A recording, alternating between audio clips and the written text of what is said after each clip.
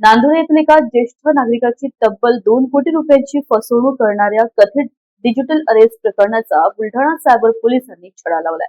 या प्रकरणात शुभम मंगल हयात आणि रवींद्र उर्फ सरविन विश्वासराव पिंपळे या 2 आरोपींना अटक करण्यात आली आहे। सायबर पोलिसांनी तपासाची चक्रे वेगाने फिरवत आरोपींचा माग काढला आणि त्यांना अहिल्यानगर येथून ताब्यात घेतले। आरोपींकडून 5 लाख रुपयांचे चेक, विविध बँक खात्यांची माहिती, मोबाईल फोन तसेच फसवणुकीशी संबंधित इतर साहित्य जप्त करण्यात आले। या प्रकरणात पोलिसांनी आतापर्यंत तब्बल 52,77,000 रुपयांचा मुद्देमाल गोठवला असल्याची माहिती प्रेस नोटद्वारे देण्यात आली आहे।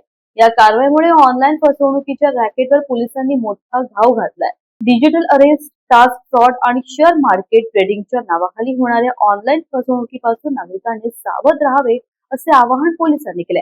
अनोळखी व्यक्तींना कोणतीही आर्थिक किंवा वैयक्तिक माहिती देऊ नये। फसवणूक झाल्यास तात्काळ NCCRP पोर्टल किंवा 1930 हेल्पलाईनवर तक्रार नोंदवावी असेही पोलिसांनी सांगितले आहे। ही कारवाई पोलीस अधीक्षक निलेश तांबे आणि अपर पोलीस अधीक्षक अमोल गायकवाड यांच्या मार्गदर्शनाखाली सायबर पोलीस निरीक्षक गजानन कांबळे व त्यांच्या पथकाने केली। न्यूज एक्सप्रेस करता बुलढाणा प्रतिनिधी मोहम्मद अकील यांची रिपोर्ट।